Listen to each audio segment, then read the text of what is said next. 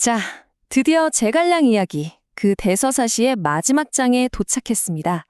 한 인간의 정말 위대한 천재성, 그리고 거스를 수 없었던 그 비극적인 운명이 교차했던 그의 이야기. 이제 그 끝은 차가운 바람이 부는 바로 이곳 오장원 벌판에서 맺어지게 됩니다. 여러분, 과연 한 인간의 의지가 하늘의 뜻을 넘어설 수 있을까요? 정말 이 질문이야말로 제갈량의 마지막 생애를 관통하는 가장 핵심적인 물음이 아닐까 싶습니다. 모든 것이 마치 너는 안 된다고 말하는 것 같은 그 운명에 맞서서 그는 정말 필사적으로 마지막 원정길에 오릅니다. 자, 한쪽은 모든 걸 걸고 도전하는 제갈량, 그리고 다른 한쪽은 그저 버티고 또 버텨서 살아남으려는 사마이. 이 시대 최고의 두 거물이 벌이는 최후의 대결. 모든 것을 건 마지막 지략 싸움의 막이 바로 지금 오릅니다. 첫 번째 이야기, 바로 마지막 원정입니다. 이야기는 제갈량의 생애 마지막 북벌과 함께 시작되는데요. 그의 몸은 이제 예전 같지 않아요. 쇠약해질 대로 쇠약해졌지만 그의 머릿속 지략만큼은 그 어느 때보다도 환하게 정말 꺼지지 않는 불꽃처럼 타오르고 있었습니다. 그가 펼치는 마지막 책략, 정말 기가 막힙니다. 모구유마라고 하는 스스로 움직이는 것 같은 신기한 수송기구를 만들어서 사마이를 혼란에 빠뜨리고요. 이걸 또 미끼로 써서 위나라 군대를 매복 지점으로 끌어들입니다. 거기서 적의 군량을 싹 탈취해버리죠.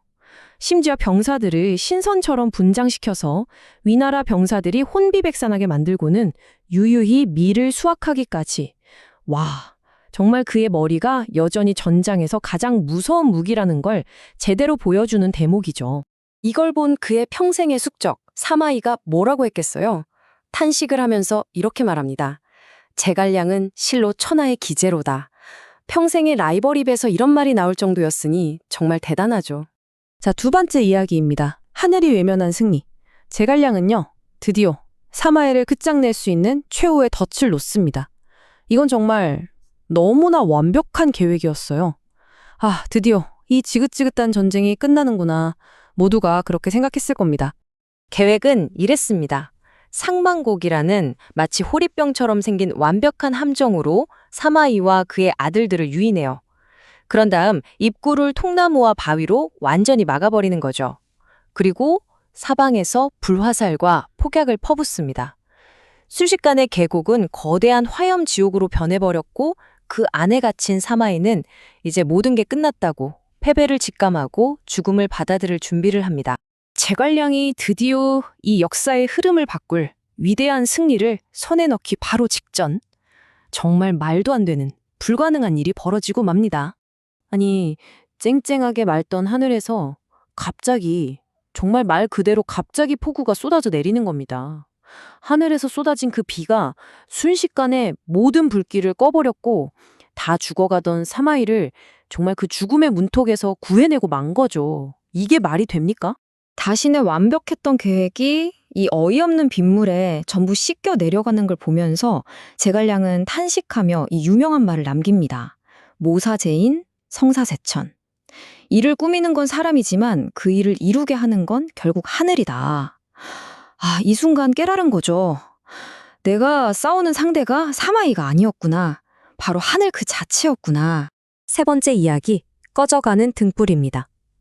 이 통한의 패배, 이걸 겪고 제갈량은 몸과 마음이 완전히 무너져 내립니다. 이제 그는 전장이 아니라 하늘을 바라봐요. 어떻게든 운명으로부터 조금이라도 시간을 더 빌려보기 위한 그의 정말 마지막 기도였습니다. 그가 준비한 건 바로 양성이라는 도교 의식이었습니다. 이게 뭐냐면 별에게 빌어서 수명을 연장하는 기도 같은 건데요.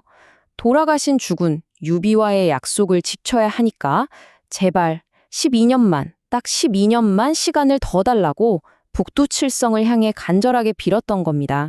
그리고 엿새 밤 동안 의식은 정말 완벽하게 진행됐어요. 제갈량의 생명을 상징하는 주등, 즉 가장 중요한 등불이 꺼지지 않고 아주 밝게 타오르고 있었죠. 어쩌면, 정말 어쩌면 하는 희미한 희망이 보이기 시작했습니다. 하지만 운명의 7번째 밤, 성공이 정말 코앞이었던 그 마지막 밤에 한 다급한 방해자가 나타나서 그의 운명에 돌이킬 수 없는 쐐기를 바꿈합니다. 바로 위원 장군이었어요. 급한 보고가 있다면서 막사 안으로 성큼성큼 뛰어들어왔는데 바로 그 순간 그가 일으킨 바람에 제갈량의 생명을 상징하던 그 주둥이 그만 꺼져버린 겁니다. 막사는 순식간에 어둠에 잠겼고 제갈량의 마지막 희망도 그렇게 칠흑 같은 어둠 속으로 사라졌습니다. 네 번째 이야기입니다. 죽음마저 계책으로. 자신의 끝이 바로 코앞에 왔다는 걸 직감한 순간 제갈량은요, 슬퍼하거나 절망하지 않습니다. 그럴 겨를도 없이 자신의 마지막이자 어쩌면 가장 빛나는 계책을 준비하기 시작하죠. 보세요. 마지막 순간까지도 그의 정신은 얼마나 맑았는지 차분하게 유언을 남기는데요. 자신이 아끼던 강요에게는 병법서를 물려주고 내가 죽거든 절대 바로 알리지 말고 조용히 질서정연하게 퇴각하라고 지시합니다. 심지어 자신이 죽은 뒤에 분명히 반란을 일으킬 위헌을 처리할 비밀 계획까지 마대에게 맡겨두죠. 정말 마지막까지 모든 걸 다 계산해둔 완벽한 마무리였습니다. 그리고 서기 234년 가을, 스산한 바람이 불던 오장원 벌판에서 마침내 이 시대의 거대한 별이 땅으로 떨어집니다. 촉한의 승상, 제갈량, 형년 54세. 그렇게 그는 모든 임무를 마치고 조용히 눈을 감습니다. 하지만 여러분, 제갈량은 세상을 떠났지만 그의 이야기는 아직 끝나지 않았습니다. 왜냐하면 그의 영원한 숙적 사마위가 배워야 할 마지막 교훈이 하나 더 남아 있었거든요. 제갈량이 죽었다는 소식을 듣고 신나서 촉근을 추격하던 사마위. 그는 곧 정말 믿을 수 없는 광경과 마주하게 됩니다. 분명히 죽었다고 들었는데 저 멀리서 퇴각하던 촉군이 갑자기 휙 돌아서더니 반격을 해오는 겁니다. 그리고 그 맨 앞에는 제갈량이 떡하니 앉아 있는 거예요. 물론 그건 살아있는 제갈량이 아니라 나무로 만든 조각상이었지만 그걸 본 사마이는 기겁을 합니다. 아니, 저놈이 아직 살아있었단 말인가? 공포에 질려서 전군 퇴각을 명령하죠. 바로 이 장면에서 죽은 제갈량이 살아있는 사마이를 쫓아냈다는 그 유명한 전설이 탄생하게 된 겁니다. 마지막 장, 시대를 초월한 전설입니다. 참 아이러니하죠.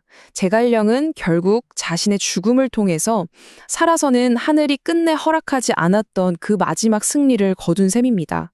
정말 죽음마저 뛰어넘어버린 한 위대한 정신의 마지막 증거가 아니었을까요? 결국 시대는 그의 편이 아니었고 하늘의 뜻을 바꾸지도 못했습니다.